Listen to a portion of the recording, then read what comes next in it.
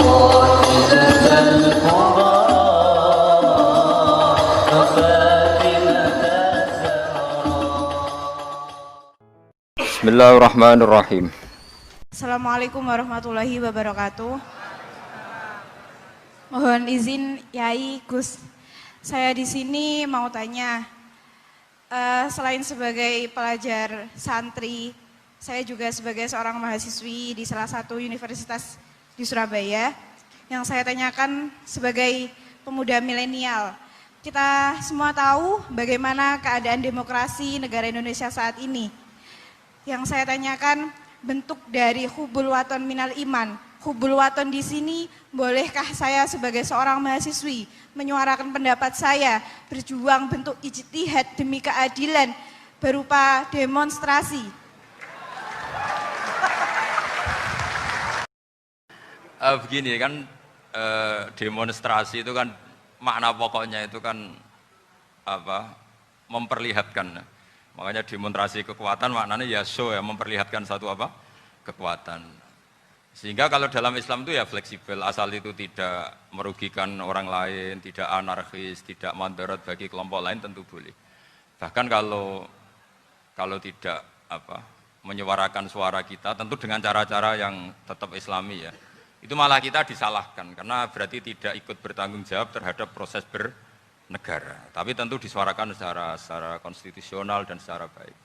Kemarin pas demo di Jogja yang ramai itu masalah rancangan KUHP itu rektor UI juga ketemu saya pamit, Gus mau demo aja. Ya tapi yang baik dan sopan kata saya.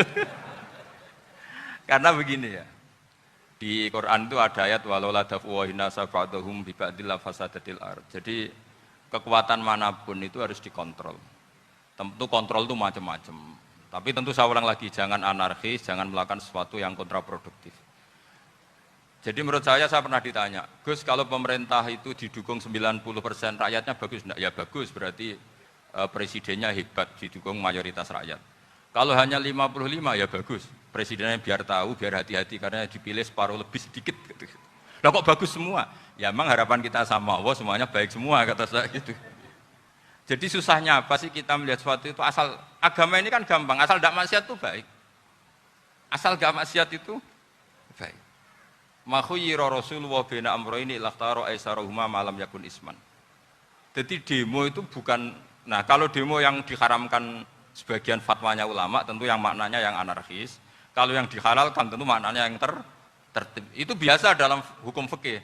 Rasulullah ngendikan A, mahmalnya seperti ini. Rasulullah ngendikan B, mahmalnya seperti ini. Karena kadang ngendikanin Nabi cara zahir itu berlawanan. Misalnya Nabi ditanya, amal paling baik apa ya Rasulullah? Nyaur utang gitu. Karena biasa yang ngemplang mungkin yang tanya itu tukang.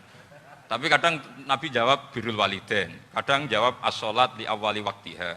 Karena penanyanya ini beda. Enggak tahu sholat. Gimana? Cinta pun enggak tahu sholat. Ya, cinta kok ora tahu sholat kata beliau. Kan gitu. Jadi ini penting saya utarakan karena zaman Nabi itu ya biasa Nabi misalnya ngendikan sesuatu itu. Terus ada juga sahabat yang memperlihatkan pendapatnya. Tapi tidak niat bantah. Masyhur itu dalam tarikh. Saya beri contoh yang masyhur itu. Nabi pernah sholat duhur itu 2 rakaat. Sebagian riwayat mengatakan asar, tapi yang lebih kuat itu duhur. Setelah 2 rakaat Nabi sholat, itu akabiru sahabat papan atas itu tidak ada yang ngendikan karena mereka sopan semua, tahu etikal. Setelah Nabi pulang sudah dekat pintu, ada sahabat yang berdiri. Ya Rasulullah, aku siroti sholatu amnasita. Ini sholat model kosor, apa engkau lupa? Tapi sahabat yang nggak tanya, ini niatnya malah lebih agak-agak buruk. Baguslah kalau sholat terbaru 2, berarti besok ya 2. Karena pakai teori nasah mansuh, berarti hukum itu pakai yang terbaru. Jadi gayanya tidak tanya, tapi lebih sama mungkin yang setuju undang-undang tadi ya tentang rumah tangga, kalau istri nggak mau dikumpuli tetap dipaksa, nanti suaminya bisa dilaporkan ke pengadilan gitu. Saya pasti mikir saya bukan masalah pengadilannya, pasti istrinya cantik. Kalau jelek kan nggak mungkin dipaksa. Ini ketularan. Jadi saya cara berpikir tuh, jadi tak pikir lucunya saja, bukan pikir serius. Ketularan ya sudah ketularan ini. Karena keburukan itu mudah nular. Akhirnya Nabi kembali lagi, enggak, kullu dzalika lam yakun, semua itu enggak terjadi. Tapi Nabi sebagai orang yang sangat, ya sebenarnya enggak boleh dibahasakan sangat demokratis, sangat bijak. Nabi kembali lagi ke mimbar terus tanya, ahakun maqalahu Dzulyatain, apa betul yang dikatakan Dzulyatain tadi? Kata sahabat semua, betul ya Rasulullah, tadi engkau sholat hanya 2 rakaat. Nabi kemudian takbir lagi, meneruskan 2 rakaat terus salam. Artinya kalau demonstrasi itu dengan makna mengutarakan pendapat dengan cara yang dijamin konstitusi, ya itu kan normal-normal saja, nggak ada masalah. Saya pernah daerah Bapak, itu ada pertanyaan yang benar-benar mengusik saya. Ada orang miskin datang ke Bapak, Pak Yai, jadi wong melarat itu raina. Sajane ya wis suwe dadi wong melarat raina. Itu pas Ramadan. Kenapa kata Bapak? Bapak saya itu teman akrabnya Gus Ali, itu senengannya ya guyon, mau meninggal aja masih guyon. Bapak itu guyon terus. Kenapa ya?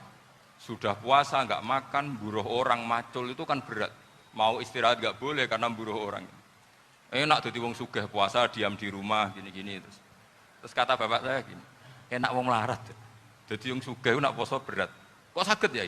Esok mangan pecel, awan rawon, engkau sore sidik sate. Jadi yang harus ditinggalkan itu banyak. Nak sampean kan biasa meninggalkan itu semua. Semenjak itu dia, oh iya, nak ngono podo-podo abot.